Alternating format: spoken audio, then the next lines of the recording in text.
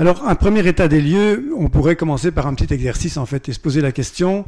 Moi, j'ai fait ça avec certains étudiants, qui s'appellent notamment des étudiants à la Haute École Galilée à Bruxelles, et c'est assez étonnant, parce qu'ils ne savaient pas qui était Galilée, alors qu'ils sont à la Haute École Galilée. Enfin, bon, voilà. Ça, c'est une anecdote, ils étaient quand même en deuxième master, donc voilà. Mais bon. Cela dit, je leur ai donc demandé, je leur ai raconté qui était Galilée, je leur ai demandé d'imaginer, mais imaginons qu'il ait raconté sa découverte, qu'il en ait fait part, et que tous les médias que nous connaissons actuellement aient existé. Qu'est-ce qui se serait passé? Et ce qui se serait passé, c'est, enfin, après, en tout cas, quand je leur ai demandé de plancher sur le sujet, c'était évidemment aux 19h, selon qu'on regarde RTL ou l'RTBF, 19h, 19h30 ou 20h pour TF1, on va avoir évidemment les news qui apparaissent. Voilà, la dernière nouvelle, c'est, voilà, donc, Galilée a découvert ce que Galilée avait découvert. Et donc, du coup, on aurait immédiatement, dans tous les médias, une réaction, puisque le journal télévisé est branché sur un standard. Il y a des gens qui appelleraient, ils sont branchés sur les réseaux sociaux. Il y a des messages qui apparaissent avec des petits tweets en disant « Galilée est fou, c'est un hérétique, Dieu revient, s'il te plaît ». Enfin voilà, l'enquêteur, lui, aurait rapidement été sur Google, parce qu'il n'a pas eu beaucoup de temps. Donc sur Google, il aurait vu ce qu'on lui racontait, ou sur Wikipédia, il aurait appelé quelques scientifiques, on l'aurait traité d'hérétique. On ne saurait plus qui était l'hérétique, donc on aurait fait la part belle en écoutant tout le monde. Onfray s'en serait mêlé, puis Bernard-Henri Lévy, les deux ne seraient pas d'accord, évidemment, donc on aurait perdu quelques tartes à la crème en cours, et puis on aurait consulté un spécialiste des facultés Notre-Dame de la Paix, un autre de l'Université catholique de Louvain, et un autre de l'Université libre de Bruxelles, et les trois, évidemment, n'auraient pas été d'accord non plus. Sur Facebook, un nouveau site se lance. Jésus revient, s'il te plaît. Le pape reprend la parole et dit voilà, il y a des évidences qu'on ne peut pas contester. Celui qui est dans l'amour de Dieu le sait. Gueluc et Kroll se seraient mêlés de tout cela avec des caricatures, évidemment, dans tous les sens aussi. Et voilà. La révolution copernicienne, c'est tordre le cou au bon sens. Mais le bon sens résiste. Et aujourd'hui, aux États-Unis, vous avez encore des conférences qui s'organisent et qui recrutent du monde et qui vendent des DVD, des CD qui expliquent que Galilée avait tort et que l'Église avait raison. Alors, qu'est-ce qui se passe en réalité? Ça, c'est de la fiction ici. Ce qui se passe en réalité, je vais essayer de le montrer avec un exemple. Un exemple ici qui, c'est peut-être un peu difficile à imaginer, mais voilà, ce sont tous des... Oula, pardon.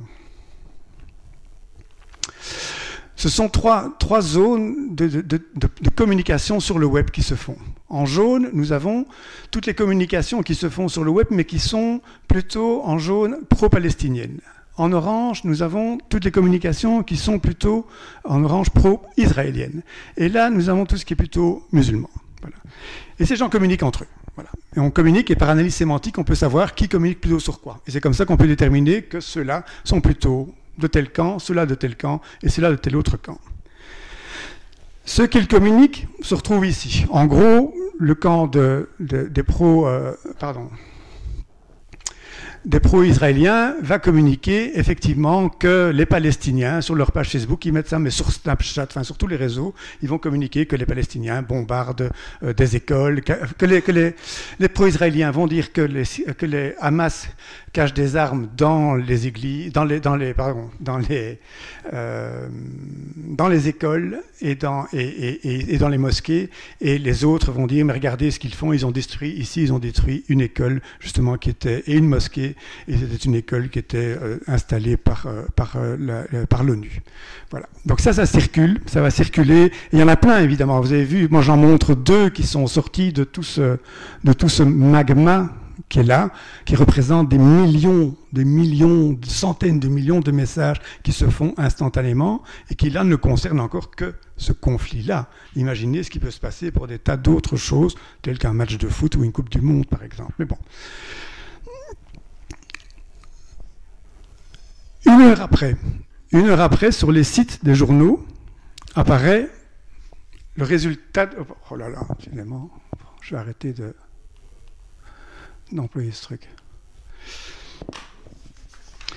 Une heure après, sur le site des différents journaux, dans les différents partis, on voit ceci qui apparaît.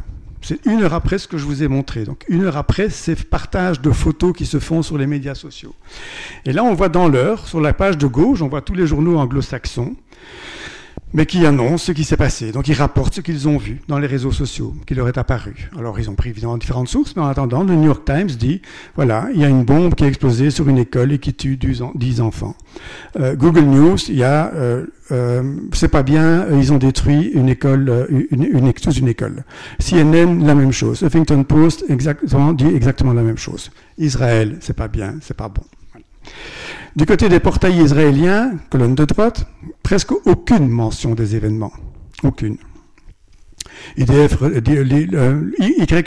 dit ils ont redéployé les troupes, la masse a tiré 95 fusées.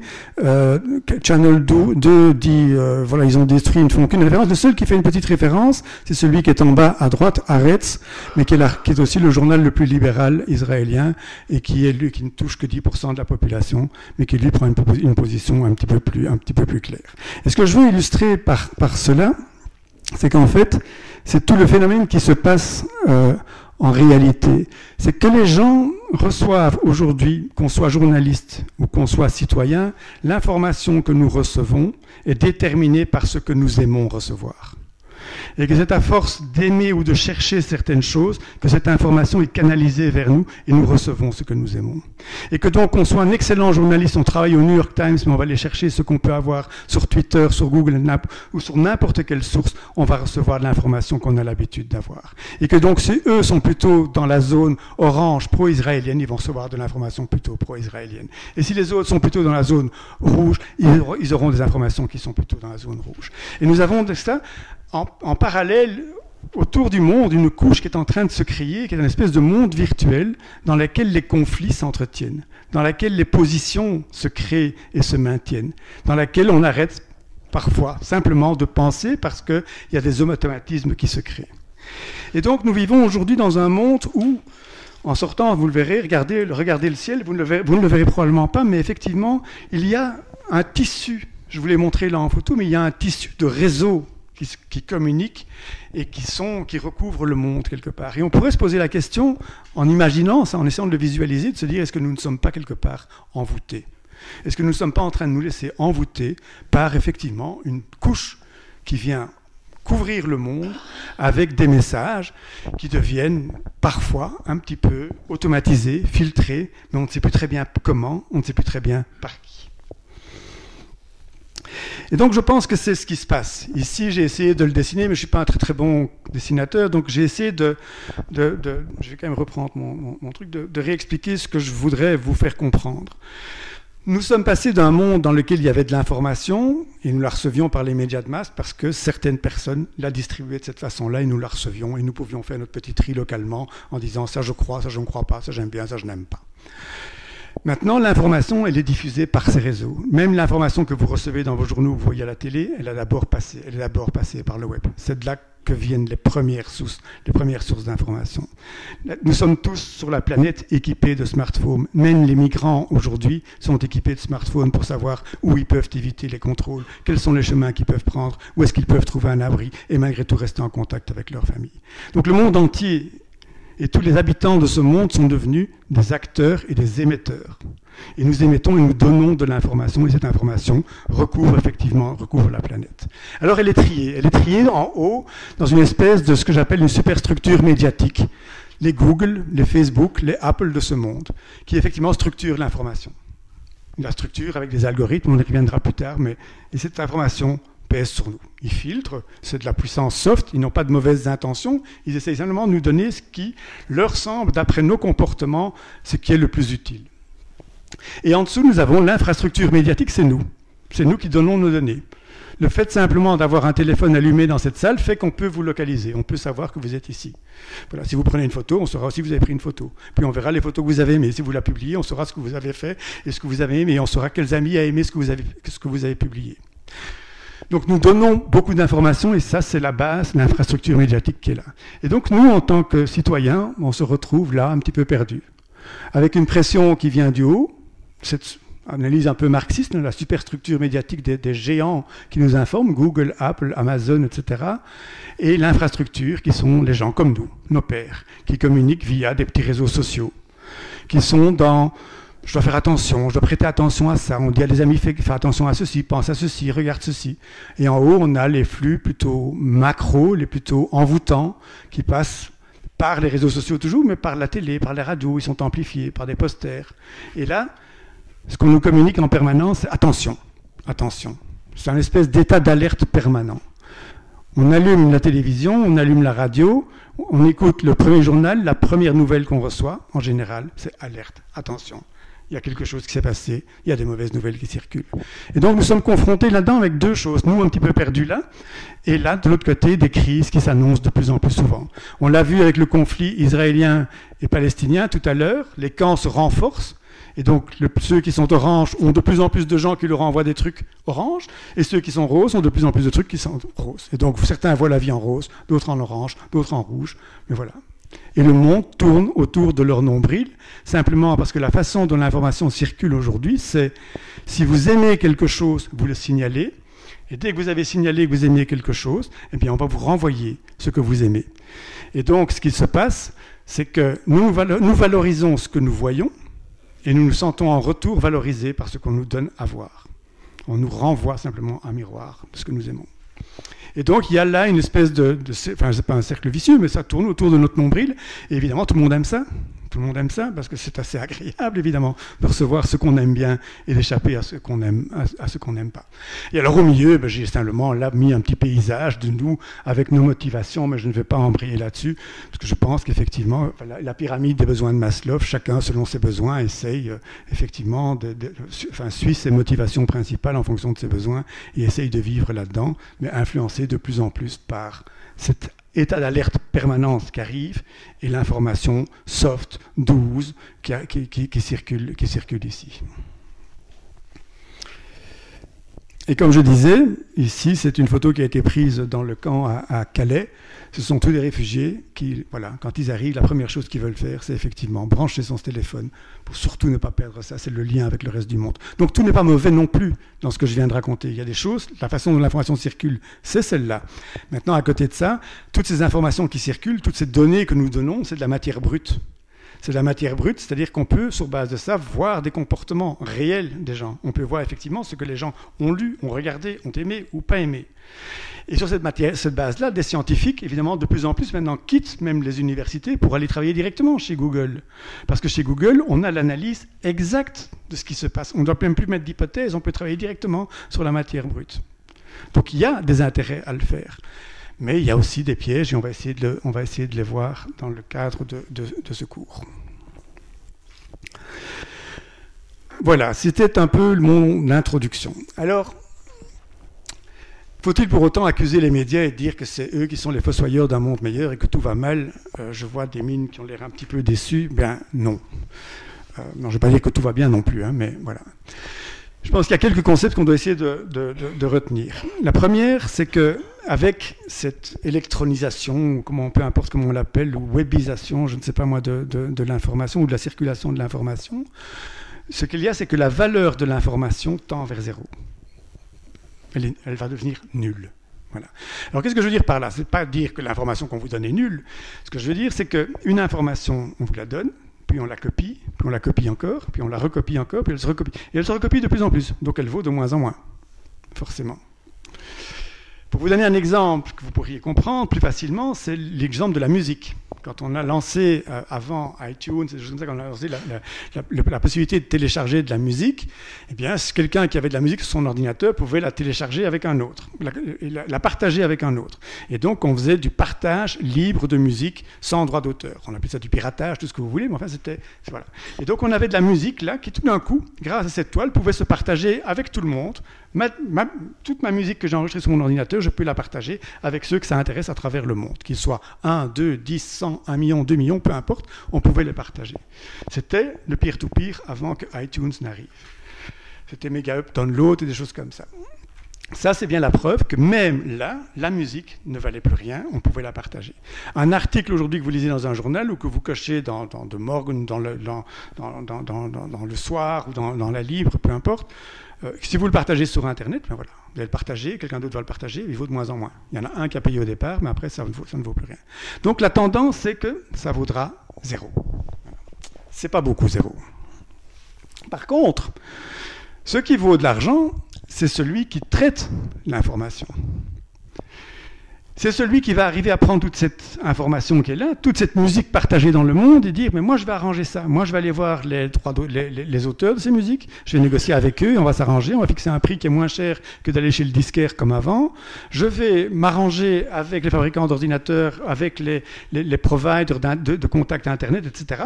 Et vous pourrez tous avoir, moyennant un abonnement de 1 ou 2 euros, avoir toute la musique que vous voulez chez vous, quand vous voulez. » Et ça, c'est Apple, iTunes, quand il a créé ce concept-là, tout d'un coup, il est devenu l'organisateur du partage de la musique, dans lequel lui décide qui il peut rémunérer comme artiste, qui il peut rémunérer comme artiste, et qui il peut rémunérer comme maison de disques, s'il y en a encore, il y en a de moins en moins derrière.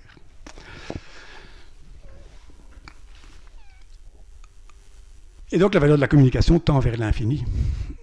Google, c'est ce qu'ils font. Toute l'information du monde, c'est ça qu'ils veulent digitaliser. Pour le moment, ils ne distribuent encore que même pas 1% de toute l'information qu'il y a sur Terre n'est communiquée par eux. Mais ils ont 95% des gens qui les écoutent et qui ont tendance à croire aussi que tout ce qui passe par Google sera la vérité. Il y a encore plein de choses qui ne sont pas digitalisées, qui ne sont pas connues. Il y a plein d'archives qui ne sont pas encore reprises, répertoriées dans leur base de données. Mais voilà, il y a ce 1% qui est là et qui est quand même largement dominant.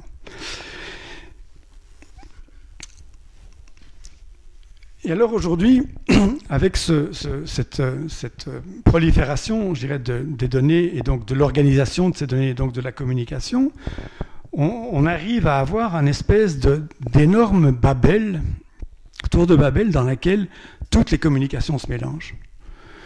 Et on remarque aussi que les langues spécifiques sont en train de disparaître. Dans le temps, il y avait un langage académique, il y avait un langage diplomatique, il y avait un langage légal, il y avait un langage administratif, il y avait le langage scientifique, donc il y avait des types de langages très très précis. Et maintenant, on commence même à déformer les mots parce qu'on communique avec des abréviations. Et donc on a quelque part une espèce d'uniformisation du langage qui est en train de se faire. Et on a un monde dans lequel, finalement, deux mots reviennent très très souvent. C'est la crise. Alors il y a la crise financière, il y a la crise de la dette, il y a la crise de la démocratie, il y a la crise politique, il y a la crise de foi. Il y a tout. Le problème de la crise, c'est que c'est un énorme paradoxe. La crise, ça veut dire une seule chose, ça veut dire ça allait beaucoup mieux avant et ça ira mieux après. T'inquiète. Voilà. Et donc surtout, ne te soucie pas, ne te mets pas à penser, ne te mets pas à réfléchir, c'est la crise. Voilà. Et l'autre, c'est que tout est communication. On nous dit tout est communication. Effectivement, la politique, c'est de la communication. L'économie, la bourse, c'est de la communication. Valoriser ce que Volkswagen a fait, là, le cours de bourse est en train de baisser parce qu'ils n'ont pas communiqué clairement sur ce qu'ils ont fait. Donc tout est communication. Votre couple va mal, vous allez voir un thérapeute, le thérapeute il va faire quoi? Il va parler. Vous allez faire quoi? Vous allez parler avec lui. On va communiquer. Tout devient communication. Mais si tout est communication, ça veut dire que tout est égal à tout. Et donc il n'y a plus de spécialisation. Il y a une espèce de nivellement par le bas qui est en train de se faire comme ça petit à petit, à cause de cette densité d'informations qui circulent, cette indifférenciation des langages, qui font qu'effectivement, tout est égal à tout. Et que donc tout d'un coup, on peut avoir une Madame Trierweiler avec une affaire de cul qui va tout d'un coup ébranler la politique de M. Hollande. Voilà. Parce que tout d'un coup, là où la politique s'était prise de distance par rapport aux émotions, tout d'un coup, il n'y a plus de prise de distance par rapport aux émotions. Les magazines font autre chose. La communication fait autre chose. Et donc on nous parle effectivement de nos émotions.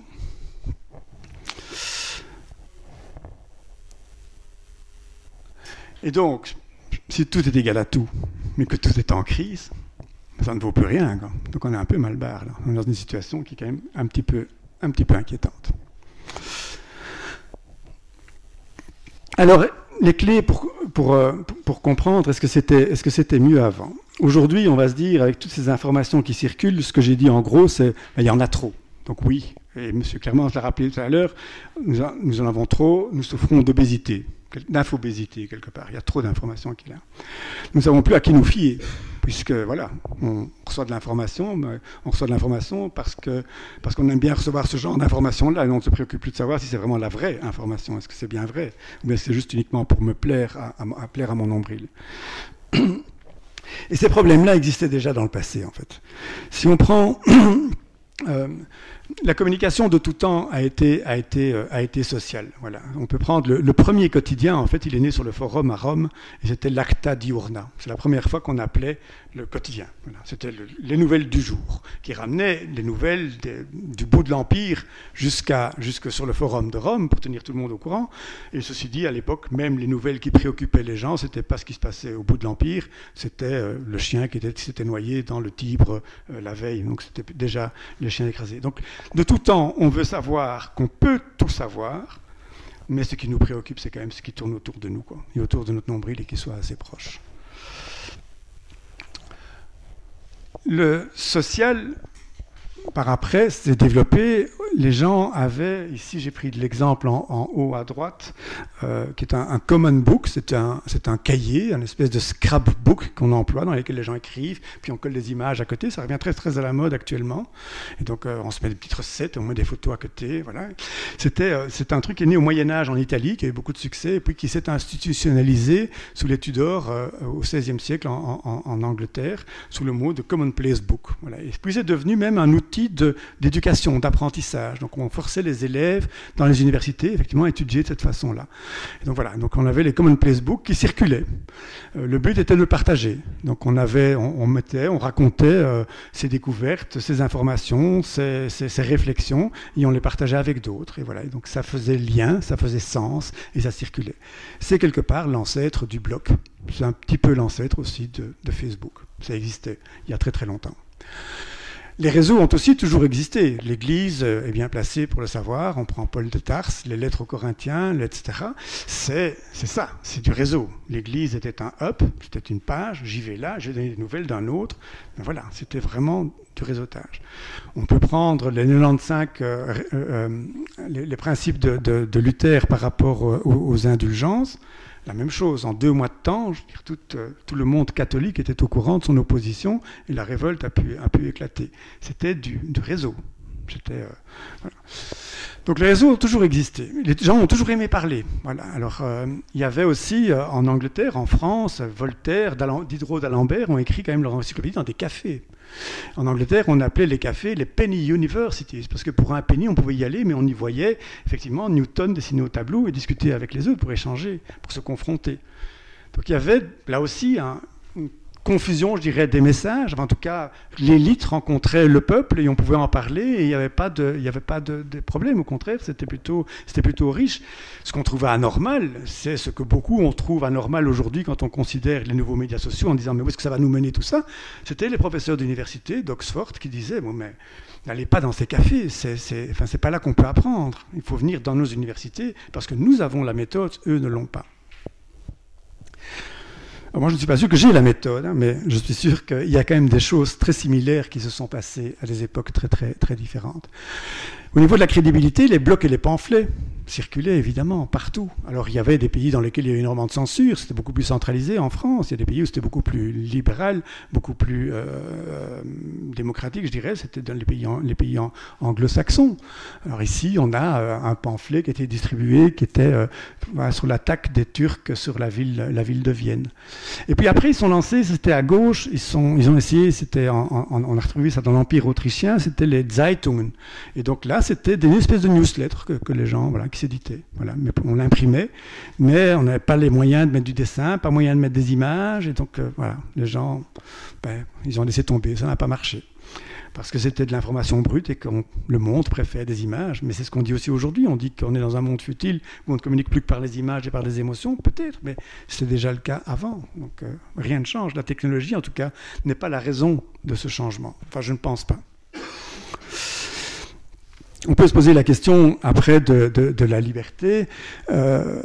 Voilà, ici c'est en 1614 un pamphlet de John Milton qui fait simplement l'apologie effectivement de la liberté d'expression et qui inspirera Benjamin Franklin dans la Constitution des États-Unis et le 3e amendement où on prône effectivement la liberté de la presse. Il ne faut pas oublier néanmoins que la liberté de la presse qui est prônée dans le 1er amendement de la Constitution américaine, ce n'est pas la liberté de la presse que nous connaissons. c'est la liberté de la machine qui servait à imprimer. Parce qu'à l'époque, il n'y avait pas encore de mass média. On imprimait les nouvelles dans le coin. C'était plutôt la gazette locale qui circulait et qui rapportait les informations qu'on partageait et qui concernaient la petite communauté dans laquelle nous nous trouvons. Et Thomas Jefferson a été d'ailleurs très très ferme par rapport à ça. Il a dit, si je dois choisir entre un gouvernement sans presse et une presse sans gouvernement, je n'hésiterai pas une seule seconde. Voilà. Alors, historiquement, qu'est-ce qu'on peut encore essayer qu'est-ce qui peut encore nous éclairer éventuellement? C'est que de tout temps, on le voit peut-être mal à gauche, mais on a là un marchand qui a devant lui, enfin c'est comme peut-être un petit press shop, enfin, je ne sais pas, mais il a des tas d'ustensiles qu'il vend. Donc il a toute une galerie de produits qui sont à vendre, et dans sa main droite, il a le Zeitung, donc une série de journaux qu'il peut distribuer. Et donc pourquoi je montre ça? Parce que là aussi, de tout temps, ça montre que commerce et information ont été étroitement liés. Voilà.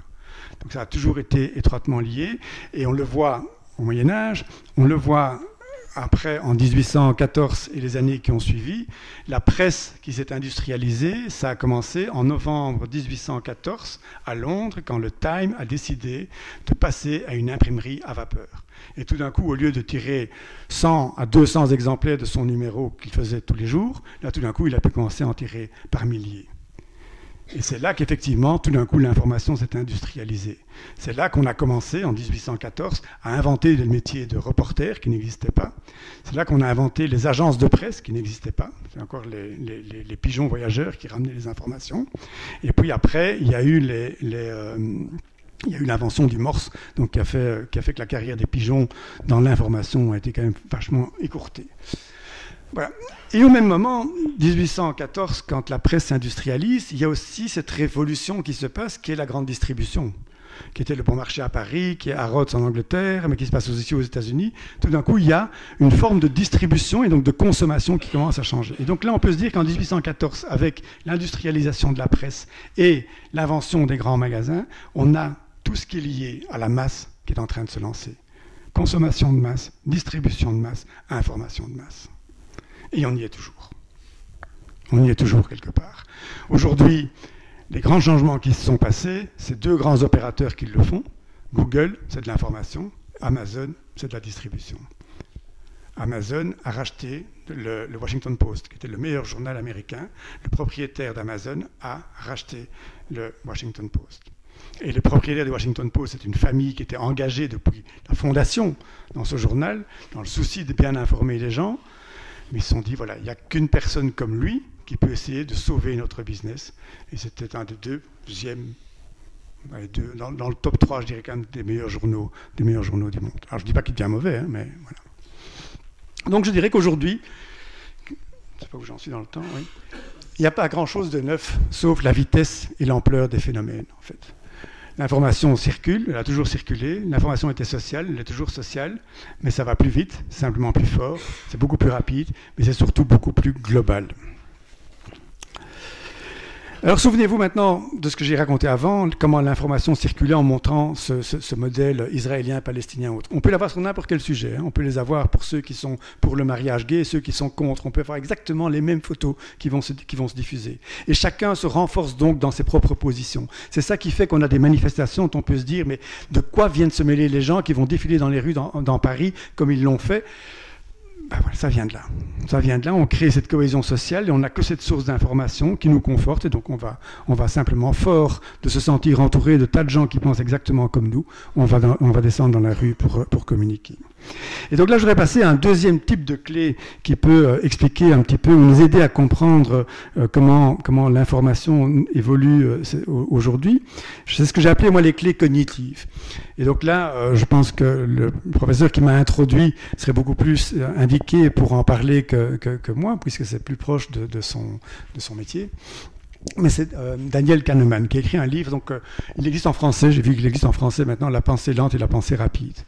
Voilà. Alors je pense que je ne vais pas l'évoquer très très longtemps ou trop en détail, mais voilà, l'exemple de pensée de pensée lente et rapide, c'est, pour l'expliquer, c'est, ben voilà, si vous apprenez une langue, quand vous voulez apprendre une langue, ben quand vous allez l'apprendre, il y a deux processus d'apprentissage, il nous explique. Le processus de type 1, qui est plutôt automatisé, et le processus de type 2, qui est lent, délibéré, réfléchi, etc. Et nous avons tous tendance à penser que nous sommes dans le type 2, lent, réfléchi, etc. La façon dont il discrimine les deux, c'est de dire, en type 1, mais si vous apprenez une langue, vous allez être dans le type 2. Parce qu'on doit apprendre le vocabulaire, on doit apprendre la grammaire, on doit pratiquer, on doit exercer, etc. Et puis petit à petit, ben, on va se familiariser avec la langue, on va commencer à penser dans la langue, à réfléchir dans la langue, et elle va devenir quelque part presque un petit peu instinctive. Voilà. On pourra dire des phrases sans trop réfléchir. On pourra s'aventurer à s'exprimer plus facilement. La même chose pour la conduite de voiture. Vous allez devoir passer 8 heures, 10 heures, 20 heures à devoir lâcher l'embrayage tout doucement, accélérer un peu plus vite. Ça, on va caler je ne sais pas combien de fois. C'est pas bon pour les voitures, c'est bon pour les auto-écoles, mais voilà, c'est comme ça que petit à petit on apprend, et puis un beau jour, voilà, ça marche presque automatiquement. Donc ça devient instinctif. Ici, si je vous montre ça, instinctivement, vous savez que c'est une multiplication. Il n'y a pas de doute. C'est clair. Instinctivement, vous savez aussi que si vous prenez une feuille de papier et un crayon, il y aura moyen de la faire assez facilement. Instinctivement, vous dites aussi, ça va faire dans les 400. Parce que, voilà, 20-20, ça va faire dans les 400. Mais puis après, si on doit quand même la résoudre, soit on prend une machine à calculer, ce qui fera la majorité des gens, soit on va commencer à réfléchir dans le type de processus 2, en disant, je vais d'abord faire 10 fois 24, ça fait 240, et puis je vais faire... Puis voilà. Et après, je retiens ça, et puis je rajoute à ça, et puis finalement, j'arrive à 408, comme ça je vous donne le résultat tout de suite. C'est 408. Voilà. Et donc là, on est dans le processus 2. Mais quand je vous montre ça,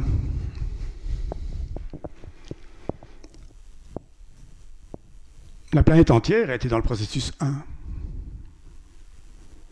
Il y a même un journal, Libération, qui s'est excusé de ne pas avoir osé publier la photo et d'avoir privé ses lecteurs de cette information. Mais là, on est dans le type 1, on est dans l'émotion pure. On voit la plage de Bodrum, pour ceux qui y ont été en Turquie, on imagine, c'est la fin des vacances, on voit le soleil, on voit un enfant, on imagine son enfant. Il n'y a pas un parent, il n'y a pas un enfant, il n'y a personne qui peut rester insensible par rapport à des images comme ça. Et donc effectivement, ces images circulent partout. Mais on est dans le type 1, on est dans la réaction à fleur de peau. Et quand, un peu après, on a ça qui apparaît, c'est honteux. C'est honteux, parce qu'on a été tellement touché par l'autre qu'on a vu avant, que voir ça, c'est honteux. Alors tous les journaux se choquent, se mobilisent aussi. Et là, on est de nouveau dans le type 1, alors que tout ce qu'ils voulaient, c'est nous inviter à être dans le type 2. Et donc, quand on réfléchit à tout ce que je vous ai montré sur les Palestiniens, les Israéliens, etc., la notion de type 1 et de type 2 est terriblement importante. Et nous-mêmes, dans notre quotidien, quand on voit quelque chose, mais dans quoi suis-je ? Est-ce que je dois croire ce que je suis ? Est-ce que je ne me laisse pas trop vite aller purement à mon émotion, à ma réaction instinctive ? Et il y a des chances que oui.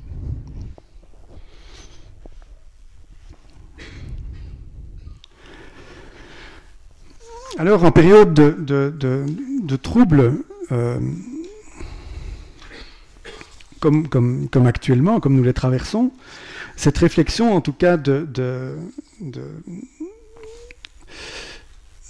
Kahneman, moi, m'interpelle en tout cas. Voilà, ça m'interpelle parce qu'on est dans des périodes où on recherche du sens.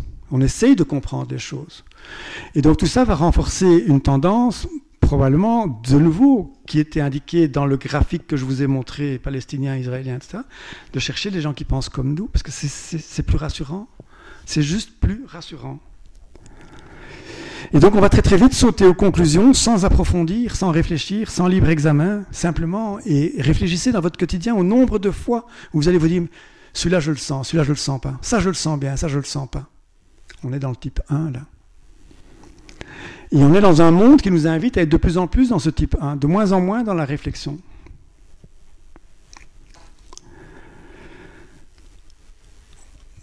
En plus, il y a dans le travail que fait Kahneman, et qui est aussi terriblement important, et on en discutait en venant sur la route, c'est qu'effectivement, le phénomène de type 1 et type 2 se base sur un stock d'informations que nous avons dans notre cerveau, que nous gardons, que nous trions. Et c'est là que nous allons chercher les images qui nous permettent de trouver du sens, qui vont nous conforter dans ce que nous pensons. Et donc les médias ne font qu'amplifier ça. cette recherche de confort. De surtout pas se remettre en question.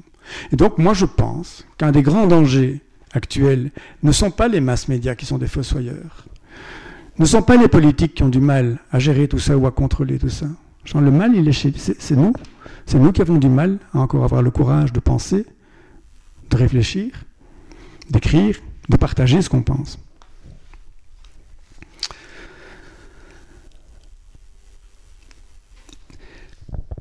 Troisième type de clé, les clés économiques. Je reprends le système que je vous ai montré tout à l'heure, donc cette espèce de planète, hein, on a une superstructure médiatique, on a une infrastructure médiatique qui sont nous, et au milieu tournent des données. Voilà, ce sont toutes les données qui circulent, qui sont traitées, etc., et qui vont effectivement permettre d'un petit peu gérer le monde dans lequel on est. Un monde dans lequel nous sommes toujours au milieu, un petit peu perdus là, avec nos crises, sous la pression du haut, attention, attention, et un état réflexif, oui, je dois faire attention, je prétère, je dois réfléchir, mais je préfère mon confort. Parce que de l'autre côté, on nous parle tout le temps d'austérité. Voilà, on est dans une crise quand même psychique assez lourde aussi, quoi. Hein. Je veux dire, dans le monde, si on n'est pas entrepreneur et innovateur dans les nouvelles technologies dans la Silicon Valley, le choix qu'on offre aux jeunes aujourd'hui, c'est t'as le chômage ou bien t'as le burn-out. Hein. Donc c'est pas très réconfortant. Et donc ça pèse aussi, ça pèse sur les gens. Et là, on a c'est le monde classique dans lequel nous sommes, dans lequel nous vivons, dans lequel nos politiques vivent, dans lequel nous sommes informés. Donc nous sommes à la fois dedans, nous sommes dedans, et nous sommes formatés par ce monde, par ces informations qui circulent, par ce mode de pensée qui se partage. Comme je l'ai montré tout à l'heure, les pro-palestiniens, les pro-israéliens, ils sont dedans. Ils sont informés. Je mets un trait comme un trait d'union entre et formé, c'est-à-dire nous sommes dedans, nous sommes plongés dedans, à la fois comme acteurs, comme émetteurs et comme récepteurs, et nous sommes, oui, nous nous laissons formater quelque part. Oula, cinéma. Ce qui n'empêche que la superstructure médiatique, elle génère énormément d'argent. Et qu'aujourd'hui, nous vivons dans une société qu'on appelle l'économie de la connaissance plutôt que l'économie capitaliste. L'économie de la connaissance, elle est là. C'est cette planète qui tourne là. L'austérité, c'est l'économie capitaliste qui va mal. De l'autre côté, ça va plutôt bien. On est dans l'économie de l'attention, où l'argent ne va plus au capital, ne va plus récompenser celui qui a mis de l'argent sur la table pour mettre une boîte de démarrer. L'argent va aujourd'hui à celui qui est le plus visible. Si une société comme Apple est devenue la société la plus grosse au monde aujourd'hui, la plus riche, plus grosse que le produit national brut d'États comme les États-Unis. Si c'est comme ça, c'est simplement parce que cette entreprise a réussi, avec ses petits smartphones, à se mettre dans votre poche et à vous rendre service tous les jours. Ils sont les plus visibles.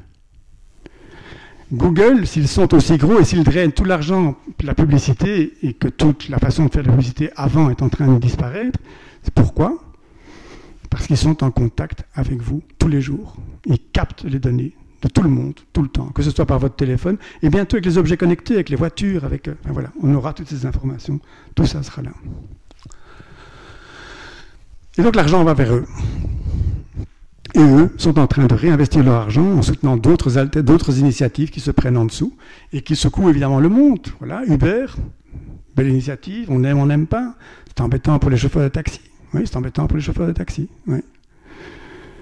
Alors je ne dis pas qu'il faut tout sacrifier Uber, mais enfin en attendant on a Uber, on a Tesla qui crée une voiture électrique qui est un succès mondial. Bon, ça reste, oui, c'est mondial en tout cas en termes de visibilité, mais qui maintenant est en train de développer un mode de collecte d'électricité, de conservation d'électricité, qui est un des problèmes qui était jusqu'à présent relativement insoluble, mais qui évolue quand même, enfin qui se développe.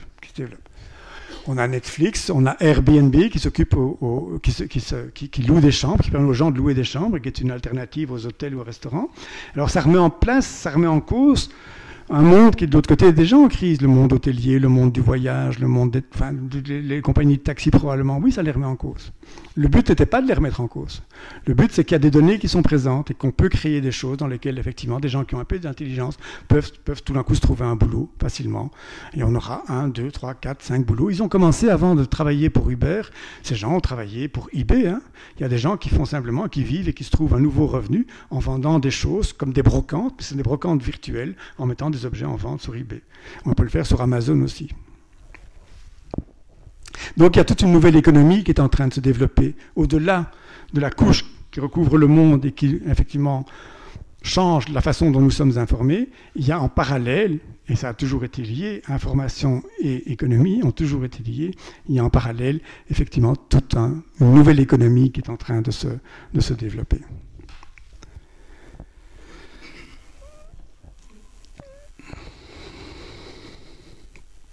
Un autre exemple de l'argent qui va au plus visible, c'est que voilà, dans le marketing, je vais quand même faire une dia sur le marketing, les feuilletons que vous aviez l'habitude de regarder à la télévision s'appelaient des soaps. C'était des soap opéras, qu'on appelait ça comme ça. Voilà. Et en fait, ça s'appelait des soap opéras parce que ça a été inventé par Procter & Gamble, qui était un grand fabricant de savon. Voilà. Et encore aujourd'hui, Procter & Gamble va dans des salons, vendre des programmes télé ou des programmes, des séries télé, va les financer, simplement, pourquoi? Pour essayer de capter l'audience, capter l'attention des gens, et à l'intérieur, placer leurs produits pour en parler. Aujourd'hui, on a une dame, où je ne suis pas cette série, je n'ai jamais vue, enfin c'est une série voilà, qui a visiblement pas mal de succès aux États-Unis, Real Housewives. Dans cette série, une des actrices a lancé, alors qu'elle n'était pas payée pour ça, une boisson, un cocktail qu'elle a fait quand ses copines étaient arrivées chez elle, qu'elle a appelé le Skinny Girl Cocktail. Il y a un fabricant de cocktail qui est venu, qui a dit « Moi, je vais t'acheter le truc, là, je te paye $100 000, je paye $100 000, je prends la marque Skinny Girl et je fabrique effectivement ton cocktail. » Voilà.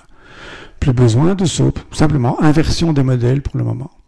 L'inversion qui est basée sur quoi? Simplement, l'argent va au plus visible. Elle était la plus visible, série télé, c'est porteur, et donc on le fait. Voilà.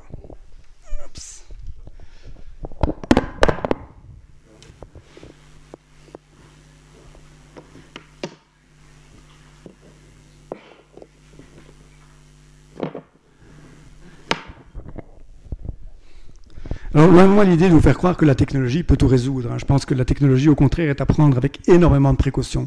Et les précautions, c'est celles que j'ai dit dans la première partie. C'est la faculté de penser et de réfléchir à ce que nous faisons. Souvent, maintenant, on a simplement le réflexe de penser confortablement, de penser vite, et donc de faire les choses comme on les sent, et on se laisse aller parfois à prendre alors des décisions qui peuvent être contraires à l'intérêt qu'on cherchait, qu'on poursuivait. Il y a un exemple que j'ai vu récemment, c'est un théâtre à Barcelone qui, tout d'un coup, a souffert du fait qu'à Barcelone, ils ont décidé que les places de théâtre devaient être taxées non plus à 8%, mais à 21% de TVA. Et donc les billets devenaient très chers, et donc tout d'un coup, ils ont vu la population baisser. Et alors, ils ont fait appel à la technologie. Ils ont décidé qu'ils allaient faire l'entrée gratuite et qu'au dos des fauteuils du théâtre, ils allaient mettre des écrans qui font de la reconnaissance faciale. Et donc, on voit si la personne rigole ou pas. Et donc, on compte le nombre de fois où elle rigole. Et on peut aussi, chaque fois qu'elle rigole, prendre des photos. Et la personne peut décider de les partager sur les réseaux sociaux. Voilà. Mais l'astuce, c'est que chaque fois que vous rigolez et que vous êtes pris en photo, vous payez 30 centimes. Voilà. Donc, on rentre gratuitement. On paye en fonction du rire, et à la fin, le coût moyen maintenant du billet a augmenté de 6 €, donc ils le vendent beaucoup plus cher, beaucoup plus qu'avant. Alors on dit génial, tout le monde est content, la technologie a fait des miracles, oui, mais l'art devient plus cher, le répertoire va devenir plus pauvre, on ne fera plus que des choses qui font rire, et voilà. Et donc souvent, on se laisse aller comme ça à se dire, tiens, j'ai trouvé un truc là, la techno va m'aider, va me résoudre ça. Et oui, on a tous cette tendance-là. Moi-même, dans le temps, j'avais un blog, j'écrivais mon blog, j'étais content de le partager. Maintenant, je suis sur Facebook, donc je partage des trucs et ça va plus vite.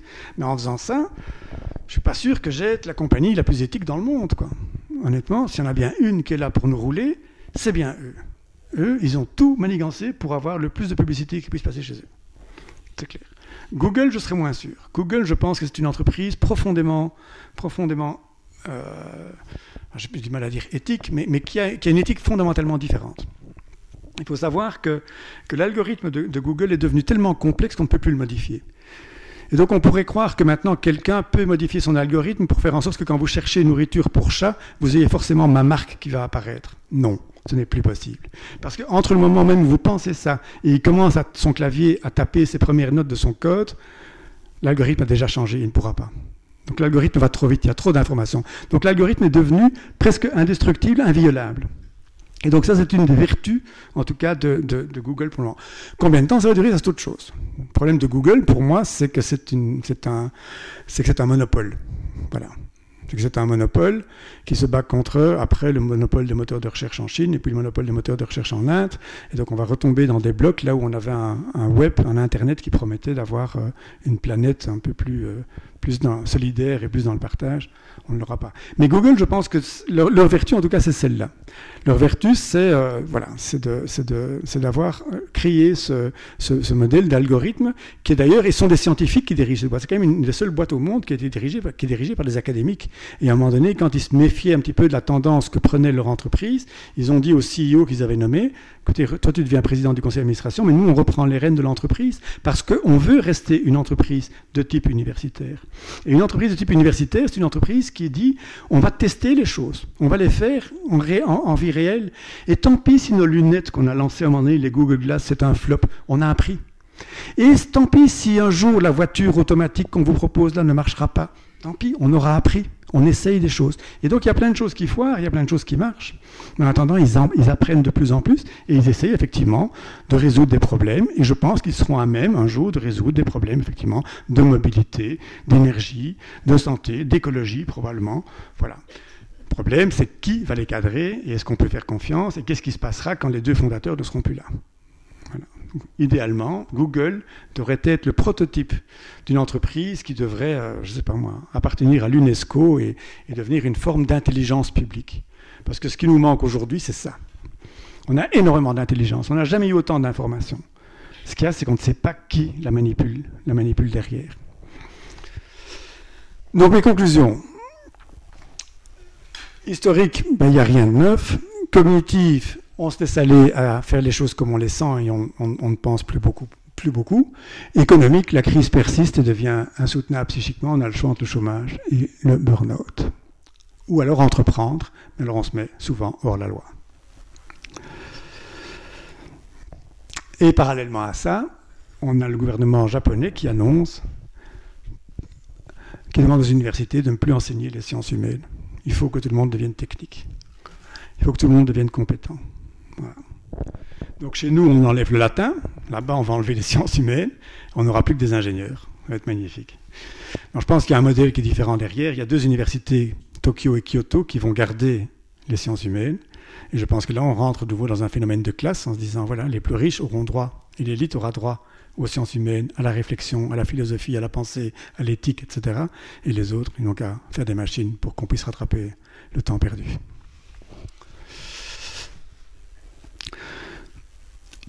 Un chiffre que je n'ai pas vérifié, mais qui circule tellement souvent qu'on finirait par croire qu'il est exact, mais dans 10 ans, 57% de nos métiers auront disparu. Alors si on arrête de penser en plus, qu'est-ce qu'on va faire? On est en train de fabriquer des chômeurs, là. Alors, est-ce qu'on peut avoir une autre approche? encore 10 minutes.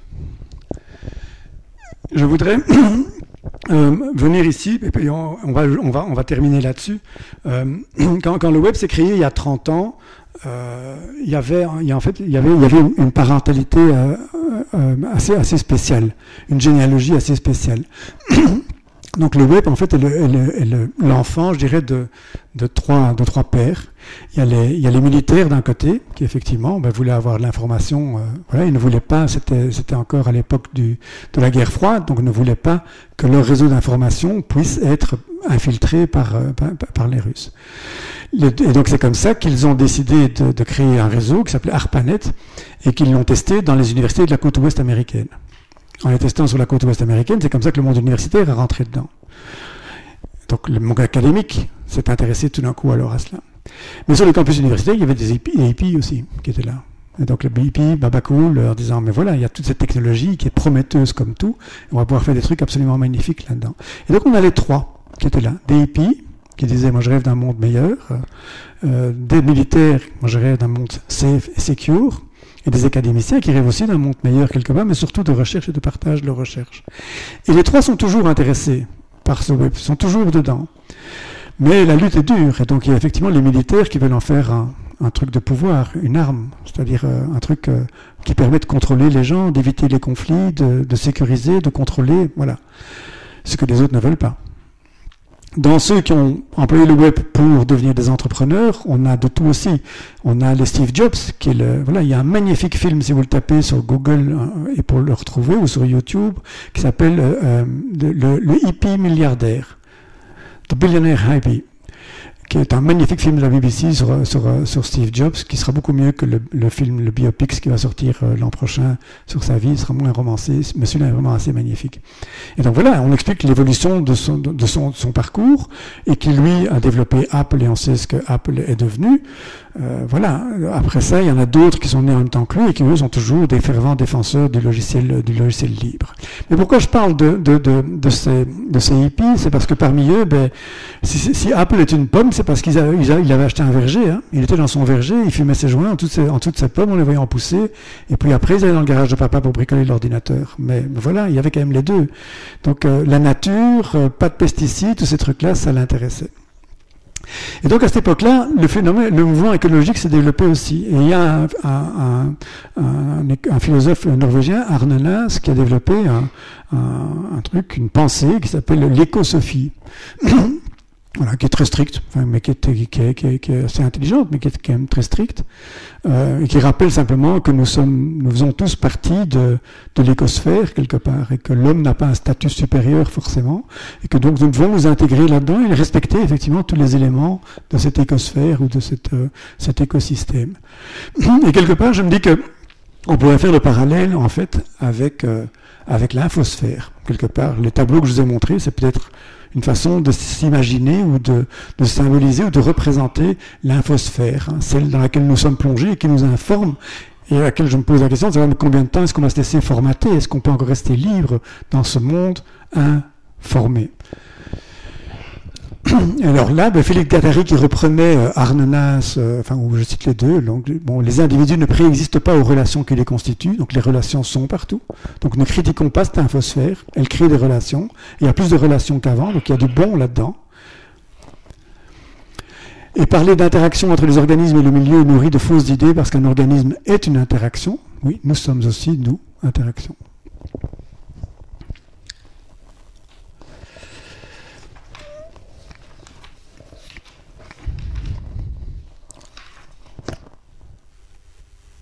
Hop. Bouge plus. Ah. Alors, l'approche écosophique, il divisait sa réflexion sur quatre fronts que je trouve intéressants par rapport à l'infosphère. Donc, il parlait d'une réflexion sur la machine, et je pense qu'on doit avoir une réflexion sur la machine, une réflexion sur les flux, une réflexion sur la valeur, et une réflexion sur l'existence. Voilà. Alors, je ne vais pas m'attarder trop, mais sur la machine, il est clair qu'on a beau parler d'algorithme, un algorithme c'est un robot, donc c'est une machine, effectivement. Donc elle trie ce que nous recevons à voir, à lire, à comprendre, à étudier, et elle fera encore bien plus avec les objets connectés que nous aurons autour de nous. Ils viendront nous dire quand il faut remplir le frigo parce qu'il n'y a plus de lait dedans. Ce sont des algorithmes et des robots, donc ce sont des machines. Mais alors la question qu'on peut se poser, c'est est-ce que le web est un outil ou pas? Et il y en a beaucoup qui ont tendance à dire oui, et si on est militaire, probablement qu'on dira oui, c'est un outil pour contrôler. Mais fondamentalement, je pense que la réflexion qu'on doit avoir, c'est de se dire que non, le web n'est pas un outil. C'est une technique qui devient un monde. C'est une technique qui recouvre le monde, je vous l'ai montré, mais qui en fait partie, puisque c'est nous qui la nourrissons. Donc ça fait partie intégrante du monde dans lequel nous sommes. Par contre, Google, oui, Google est un outil qui me permet de rechercher. Apple est un outil, oui, mais le web, non. Le web fait partie de cette écosphère, de cette planète dans laquelle nous sommes. Enfin, c'est mon sentiment, on peut ne pas être d'accord. Hein. Et donc c'est une nouvelle dimension du monde dans lequel nous vivons, qui nous offre un nouveau rapport au monde. Voilà. Et c'est pour ça que les sciences humaines sont importantes. Parce que si on doit réfléchir à ce rapport au monde en étant qu'un ingénieur programmateur, je ne suis pas sûr qu'on va s'en sortir.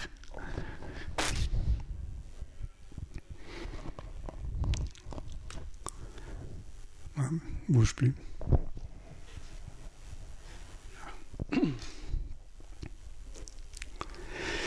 Au niveau des flux, je pense qu'il y a aussi une réflexion à avoir. Alors, la machine, elle trie quoi? Ben, elle trie les flux on appelle ça les 1, les 0, les bits, quoi, les flux de données. Et le codeur, celui qui écrit un code, donc le programmateur, lui, il produit des signes. Peu importe le langage dans lequel il sera, Python 3 ou HTML, peu importe, mais il produit des signes pour la machine. Mais sans pour autant comprendre la machine, il ne parle pas la même langue. Il lui donne des signes. Et la machine, après, va traduire ces signes dans un langage intelligible pour l'homme qui emploiera la machine de l'autre côté. Donc le langage, quelque part, est en train de disparaître. Les signes deviennent plus importants que ce qu'on dit. La machine, donc elle avale les signes, et puis elle va produire un langage qui nous dira tourne à gauche, fais ceci, fais cela. Mais on ne comprend pas très bien toujours ce qui se passe derrière. On est en train d'équiper les écoles avec des tablettes pour apprendre aux enfants à travailler avec un ordinateur, mais sans leur expliquer ce qui se passe derrière cet ordinateur. Comment est-ce qu'on transforme ces signes, etc. C'est peut-être ça qu'on devrait commencer à leur apprendre. Pour ça, il ne faut pas des machines. Il suffit d'avoir un tableau noir pour leur expliquer. Il y a un programmateur qui s'appelait Donald Knuth, en 1984, qui avait lancé l'idée de la programmation lettrée. Alors je vais vous citer. Il dit, au lieu d'imaginer que notre tâche principale serait de donner des instructions à un ordinateur pour qu'il sache quoi faire, attachons-nous plutôt à expliquer aux êtres humains ce que nous voulons faire à un ordinateur. Ça, c'est la première chose qu'on devrait apprendre dans les écoles. Et donc, quand il formule sa notion de programmation lettrée, il dit encore « Le praticien de la programmation lettrée peut être considéré comme un essayiste qui s'attache avant tout à la clarté de l'exposé et à la qualité du style. Un tel auteur, dictionnaire en main, choisit les noms des variables et explique ce que chacune de ces variables signifie. Il ou elle s'efforce de rendre un programme compréhensible parce que les concepts de ce programme ont été introduits dans un certain ordre, le meilleur qui soit pour la compréhension humaine. » Mais ça, on n'en parle plus de ces choses-là. On est venu dans des choses presque automatisées, simplifiées, et donc on peut vite faire un site net en 2 minutes, et hop, on a fait son site. Ce qu'il y a derrière, comment ça fonctionne, qui va prendre les données, où elles vont aller, on ne sait pas. Donc il y a un problème de langage. Il y a un problème de langage informatique, et il y a un problème de langage de nous par rapport aux machines. Et enfin, la valeur, on l'a vu, elle est liée à l'attention. On l'a vu, elle gravite autour de notre nombril. Hein. J'aime ça, et donc je vais recevoir de plus en plus ce que j'aime. Et donc, il y a un risque d'envoûtement, et il y a un risque de devenir technique de la philosophie. C'est un peu comme Heidegger, dans un article sur la cybernétique, pronostiquait dans les années 60 que la philosophie disparaîtrait. On n'en aura plus besoin.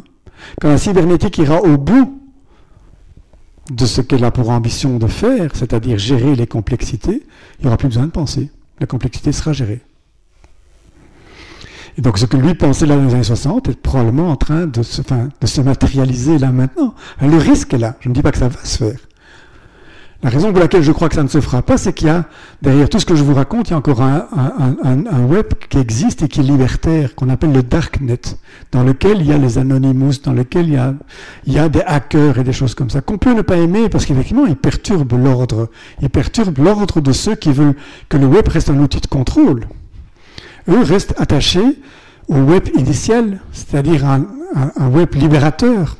Un web libertaire dans lequel, effectivement, la technologie devient accessible à tout le monde, dans lequel la connaissance devient accessible à tout le monde et partageable pour tout le monde.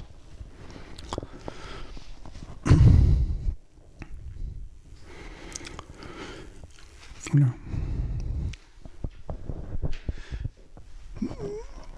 Et alors, le quatrième front, l'existentiel, oui, l'espoir, c'est qu'effectivement, il puisse être ou rester libertaire, ou redevenir plus libertaire. C'est pas une machine. Le web, pour des hackers, quand vous discutez avec eux, quand vous les voyez travailler ensemble, c'est la possibilité de mieux.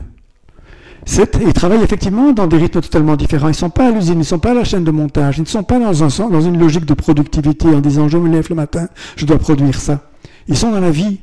Ils sont dans la vie, dans tout ce qu'ils voient qui les emmerde. Et quand il y a un truc qui les emmerde, ils disent techniquement je peux trouver une solution pour ça, je vais le faire. Et alors ils se mettent à travailler au rythme de leurs idées qui viennent. Ça peut durer une nuit, ça peut durer une semaine, ça peut durer un mois, ça peut durer un an.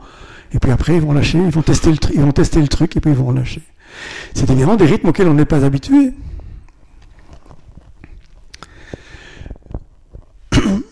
Les hackers et les geeks sont dans le flux de la vie.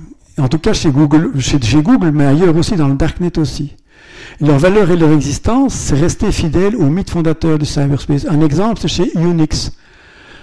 Donc, la philosophie de Unix, c'est il faut prendre soin. C'était la philosophie chez Google aussi. Vous avez besoin de jouer, il faut explorer. Donc il y a un côté très ludique par rapport à la réalité. C'est-à-dire on va jouer avec la technologie, on va la bricoler pour essayer de rendre la vie meilleure, plus agréable, c'est tout.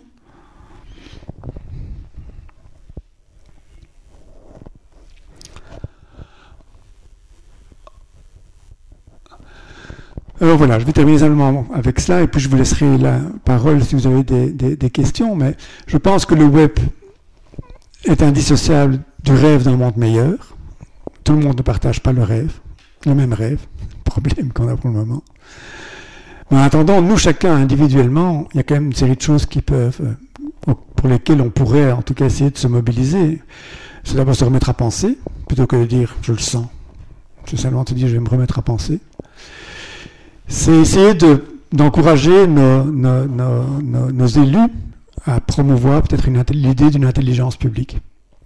Voilà, plutôt que de dire que les universités doivent devenir des boîtes qui vont fabriquer des bons ouvriers ou des bons ingénieurs pour qu'on devienne plus fort technologiquement en tant que pays, c'est peut-être essayer d'instaurer quelque part une intelligence publique, faire racheter Google par l'UNESCO. Restaurer une école de la liberté et non une école du maître, parce que les enfants avec les tablettes, c'est l'école du maître. On leur apprend dans les écoles maintenant, on fait rentrer aussi des programmes qui ont été développés par Microsoft, par Google, etc. Mais donc on amène déjà dans les écoles des outils qui sont fabriqués par des gens dont la volonté est de contrôler les process. Et donc comment est-ce qu'on veut éduquer à la liberté alors qu'on a des outils qui sont d'éducation au contrôle? Donc il faudrait beaucoup mieux apprendre aux enfants à programmer, leur apprendre simplement une nouvelle langue, à côté de leur rappeler le latin et le grec, qu'ils le reprennent pour réfléchir et se souvenir de nos humanités, mais qu'ils apprennent aussi un langage de programmation pour éventuellement eux-mêmes fabriquer leur ordinateur. Si Marx vivait aujourd'hui, je pense qu'il se poserait la question de savoir à qui appartient, il se posait la question de savoir à qui appartenait l'outil de production, mais l'outil d'éducation aujourd'hui, il appartient à qui? Je pense qu'aujourd'hui, on doit vraiment se poser la question de savoir à qui il appartient. Et surtout, refuser l'équation plus de sécurité implique moins de vie privée. Parce que c'est faux. Je pense que ça, c'est un truc qui doit être non négociable. Alors, on a tous tendance à dire, oui, mais enfin, on peut sacrifier un peu de vie privée pour avoir un peu plus de sécurité. Non. Non. C'est non négociable. C'est non négociable, c'est pas...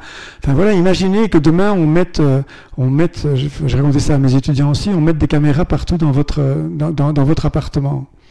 Voilà, on vous dit, écoutez, on veut les mettre simplement pour voir qu'il n'y ait pas de trouble, qu'il n'y ait pas de flamme, qu'il n'y ait pas d'émanation de gaz, qu'il n'y ait pas de ceci, de cela, donc on doit en mettre un peu partout. C'est comme ça, c'est la loi, c'est sorti, c'est comme ça. Bon ben, de toute façon, vous n'avez pas à vous en faire, vous n'avez rien à vous reprocher, donc il n'y a pas d'autre, on va les mettre. Rien à vous reprocher, très bien. Mais est-ce que, quand vous savez qu'il y a des caméras qui sont là, est-ce que vous chanterez encore de la même façon sous la douche? Est-ce que, quand vous serez dans votre cuisine et que vous avez raté un plat et que vous dites « Merde, j'ai raté mon truc » et on le jette vite en cachette pour que les autres ne le voient pas, est-ce que vous le ferez encore en sachant qu'il y a des caméras qui vous regardent? Comment est-ce que vous mangerez à table? Comment est-ce que vous lirez? Comment est-ce que vous baiserez? Voilà. Qu'est-ce qu'on fera? Donc c'est pas négociable, ça. Ce n'est pas négociable. Quelqu'un qui se bat pour les droits de l'homme en Syrie aujourd'hui, il a droit à la vie privée, sinon il crève. Un homosexuel en Inde aujourd'hui, il a droit à sa vie privée, parce que sinon il crève. Donc c'est pas négociable, des choses comme ça. On a simplement tendance à l'oublier, parce qu'il y en a d'autres qui vont nous dire « Bon, allez, tu risques rien. » Je le sens bien, oui, alors on va abonder dans le sens de M. Michel. Et puis moi je recommande l'errance. Je pense qu'il faut réapprendre à aérer, à se promener. à découvrir des choses. Et donc il y a un modèle que je trouvais intéressant au niveau de l'information. C'est un journal, c'est un journaliste, le directeur du journal Le Monde qui a lancé ça en France, qui s'appelle le 1. Je ne sais pas si vous connaissez le 1 hebdo. Donc c'est une feuille, ça s'appelle le 1 parce que c'est hebdomadaire, hebdo parce que c'est hebdomadaire forcément, le 1 parce que ça tient sur une page. Donc quand vous le prenez en magasin, c'est un format A4, quand vous le dépliez, c'est aussi grand que le soir dans le temps. Et le 1 parce qu'il ne traite qu'un thème à la fois, mais sous des angles tout à fait différents. Sans vouloir être exhaustif, simplement en montrant des aspects différents des choses. Quand ils traitaient d'Ebola, ils ont montré aussi des extraits de Camus, voilà, La peste. Simplement pour aider à se forger une opinion, à réfléchir, etc. Et voilà, donc moi je pense que c'est ce genre d'errance, ce genre de... Voilà, comme de même que le slow food s'est créé par rapport au fast food, maintenant on est dans du fast news, et je pense qu'on doit essayer de développer du slow news. Voilà. Et s'il y en a que ça intéresse, on a un projet en cours pour le moment dans cette direction. Voilà.